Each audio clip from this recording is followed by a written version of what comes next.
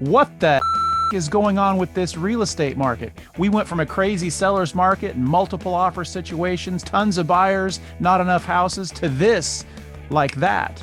Or did we? Well, in this video, we're going to talk about it. Stay tuned.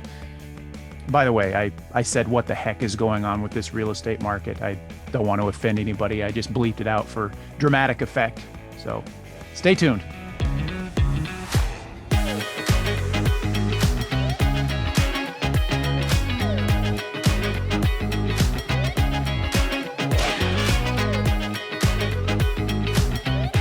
So you're thinking about buying a house in Olympia, Washington, and you're wondering if now is a good time to do that. Well, in this video, we're going to talk about it. Hey, thanks for stopping by our channel. And as always, please do me a favor, hit that subscribe button down below. And while you're at it, tap on that bell notification so you'll get notifications when we post new videos about living in Olympia, Washington, everything from real estate to restaurants to recreation and everything in between. Tap on that subscribe button, and that way you'll get notifications. And thanks again for watching.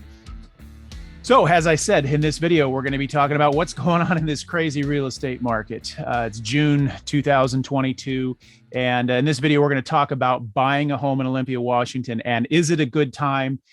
Should we believe all the media hype? We went, I can't believe how quickly things have changed here just in the last really 45, 60 days. Boy, that escalated quickly. Mortgage rates are going up. The media is blowing it all over the place. Is there a crash coming? Interest rate hikes. We've had the highest interest rates since 2008. Just the other day, the Fed did a three-quarter inch. It's my builder background. A 0.75% interest rate hike, which is the highest in a decade. Doom and gloom everywhere. The Fed is raising the rates. The reason they're doing that is supposedly to curb inflation. So, the initial thought that a lot of people have when they say, oh yeah, the Fed is raising rates to curb inflation. We're at 8.6% inflation rate in May, highest since 1981. So how does raising interest rates, curb inflation? Well, the thought there is that the interest rates are being raised because the government wants to curb spending. So they're basically forcing us, they're raising the cost of borrowing money. And it's not only interest rates, it's car loans and all of that stuff. But by raising the interest rates makes things more expensive. And the Fed is hoping to dampen the American spirit I shouldn't say the American spirit, I should say the American willingness to spend money. And that helps curb inflation. So seems kind of strange to me, but I'm not an economic major or anything like that. So anyway, so kind of back to the media here a little bit. One of the questions that I have, you can't turn on the TV without seeing doom and gloom about the real estate market. Is the market going to crash? Or, what's going on with that? Rates are at the highest since, as I said, 2008, I think. I'm curious to see what you think. Do you think that the media has an effect on the mentality or the psyche of buyers and sellers in the real estate market? I'd love to hear your feedback on that. So leave me a comment below. How do you think what role does the media play in just the mindset of buyers and sellers? I'm very curious to see what you folks think about that. I absolutely think it has an effect on it. I think the media likes to focus on the negative, unfortunately, and I think they kind of blow it out of proportion a little bit. And what you and I have to do is kind of put all that aside a little bit and really focus on the statistics and focus on the numbers. And so you have to look at the data and not necessarily what the media is saying. Has the market made a shift? Is the market starting to make a shift? Yes, it is. But I want you to look at something here. This is the last 7 days. Now, this is residential, last 7 days in Thurston County. This is what we call our market snapshot. Okay. New listings on the market, 140. Price reduction 76. That is definitely up, and that is an indicator that we're coming out of a historic seller's market, and everyone was thinking their house was just worth top dollar. So we're coming out of that, and I think sellers have been a little bit spoiled, as we all have, because of this great real estate market that we have been in. So there has been the price reductions is something that definitely jumps out to me. There's been 76 price reductions. I've got a couple of listings myself. We've done 2 price reductions. First time I've done a price reduction in several years.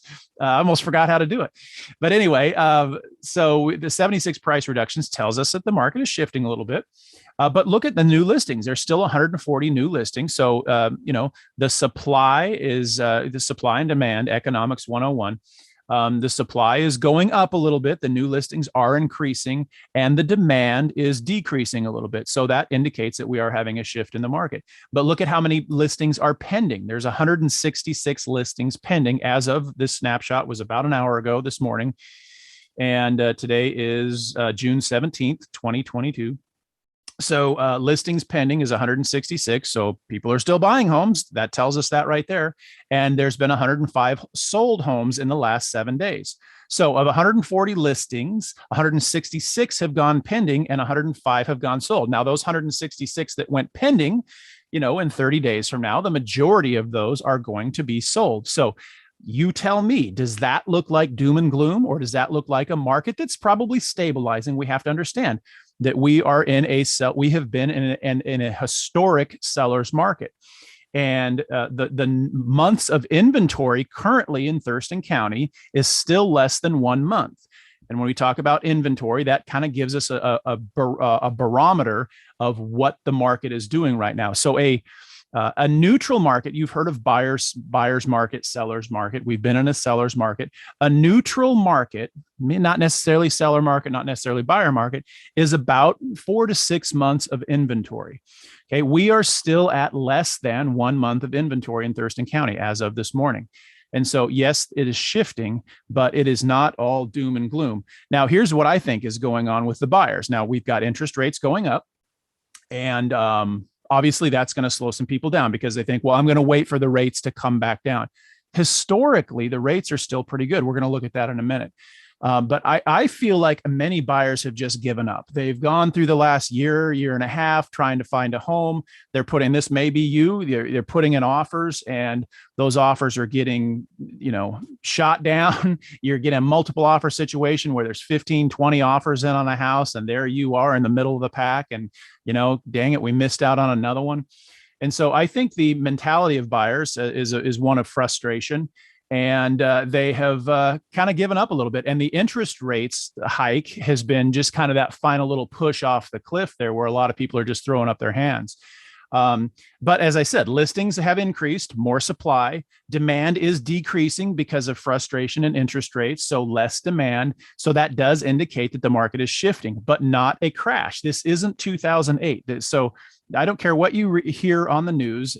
My opinion, this is not 2008. We don't have near the amount of foreclosures and whatnot.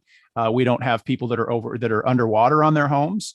Okay, so this is not 2008 happening all over again. So take a chill, relax a little bit. It's not the end of the world here. So we talked about rising interest rates a little bit. I want to also talk about the historic interest rates here. We're at, we've hit 6% now. Historically, over the last 70 years, that's still not that bad. And remember that interest rates always fluctuate. They will come back down again. But does that mean you should wait and not buy a home until rates come down? I don't believe so. Historically, we're still in a pretty good spot here. We've been spoiled, these last couple of years, the 2 to 4% interest rates, those were to help us get out of a recession. We were in a global pandemic, something that we've never seen before. The world practically shut down, for a period of time. So, the rates were lowered to increase people's desire to go out and buy a house and to try and kickstart the economy a little bit. We were spoiled there. We're kind of back into that 5 to 6% range now. We're probably going to be sitting for a while. Okay, so those are just some thoughts on that. But instead of waiting for those interest rates to drop, I still think you're better off getting in and buying now. Okay, and here's one reason why. Okay, home appreciation. Now, there's a couple of things that we need to talk about here. There's appreciation, and that's when home prices increase. Obviously, there's depreciation, like we had back in the crash of 2008, where home prices decreased, and then there's deceleration. Okay.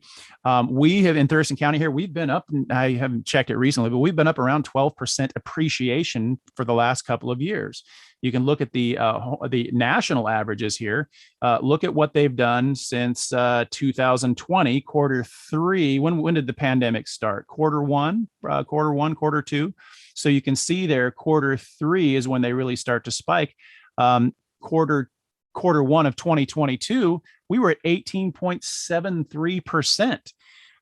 So can that continue? No, absolutely not. So we are in an area where we're probably going to see deceleration. We're not going to see 12%. We're not going to see 18%. We'll probably get down to, and nobody has a crystal ball. We'll probably get down to those averages where we're going to see 6, 7, 8%. But it's still appreciation. So if you think about this, if you think about a $500,000 home, and let's even use a very conservative number, a $500,000 home. If we drop down to 6% appreciation, in a year from now, that house is going to be worth $530,000. In 2 years, that house is going to be worth $565,000. And so by waiting, the price of the houses are going to still continue to go up. So are you doing yourself a favor by waiting? Yes, I understand that the interest rates are high, but you have to keep in mind, you can always refinance. You can get into a home now at that, let's say $500,000 range. 2 years from now, the home's going to be worth $560,000, and we're going to hope that the interest rates might, might drop a little bit between now and then. You can always refinance. So in the long term, you're always better off getting started now, and go ahead and making that purchase now. Okay. Let's talk real quick about buyers' purchasing power. Okay. And I've shown this graph before, but the reason I bring this up is because rather than focusing on the interest rates, it's a good idea to focus on the monthly payments and make sure that you buy a house with monthly payments that you can afford. And then that will determine what your purchase price is going to be, instead of worrying so much about the payments, because as I said, you can refinance at some point. So if you look at let's look at a $400,000 home here. At a 5% rate, your payment's going to be $2,100. At a 6% rate, your payment's going to be almost $2,400. Okay, so it's not a drastic change, and that's a 1 percentage point there, but it does affect your buying power. So as rates go up, you can't afford as much of a home. Okay, so that's one thing. So you may not be able to get the perfect home, but you're still better off getting a home now. And even if you only plan on being in it for 5 to 7 years, which is the average, okay, you can always sell that home 5 to 7 years from now and have a very nice nest egg to then put down on the next home. So focus on your monthly payments and not the interest rate. There's an old saying out there that says, don't wait to buy real estate, buy real estate and wait. Okay. So just keep that in mind. You can always refinance. This could be the perfect time for you to buy a home. Everybody's situation is different, but this could be the perfect time for you to buy the home, especially if you've been, kicking around buying a home, or worse yet, you've actually been in the market and you've been a part of this crazy seller's market, and you've put in multiple offers, and you've felt that frustration about missing out and missing out and missing out. Hey, right now, there's the average time on market is still pretty quick, but the buyers have gone down. More houses are coming on the market. So it's going to be easier now for you to get an offer accepted. So those are my thoughts on that. We love helping people buy and sell homes in the Olympia area. If you haven't already, please subscribe. Just click on that subscribe button down below. Leave me a comment. I'm very curious to what you think about, how the media plays a role in the mindset of buyers and sellers. And do you believe it? Do you believe all the hype that you hear? I say, look at the data, look at the statistics. Don't look at the opinions of people on the media. Of course, you're listening to my opinion right now. Hey, and you can choose to say I'm full of crap too, and that's fine. But anyway, as I said, thanks for watching. Hit that subscribe button, and I will see you on the next video. Please reach out to me. We love helping people buy and sell homes. All my contact information is in the link below. We would love to help you have passion. We love real estate. Been in the business for a long time, most of my adult life in one form or another in the Olympia area here. And you're looking for an agent that has the dedication and the knowledge and the background to get you where you need to go, hit me up. All my contact information is below. And thank you for watching, and I'll see you on the next video. Take care. Bye-bye.